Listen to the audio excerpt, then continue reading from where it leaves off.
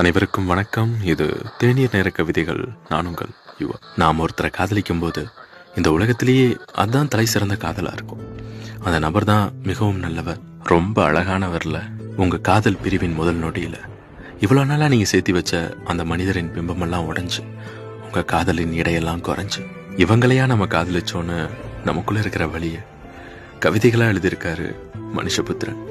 அவள் பிரிந்து செல்லும் நாளில் நீ என்னை காதலித்தது உண்மைதானே என கடைசியாக மன்றாடும் நாளில் அப்படியொன்றும் இல்லையே என எளிதில் மறுத்துவிடும்படி அந்த காதல் ஒரு பனித்துளியைப் போல அவ்வளவு இடை குறைந்ததாக இருக்கும். நீங்கள் ஒரு பனித்துளியைத்தான் கடலென்று நம்பி இவ்வளவு நேரம் நீந்திக் கொண்டிருந்தீர்கள்.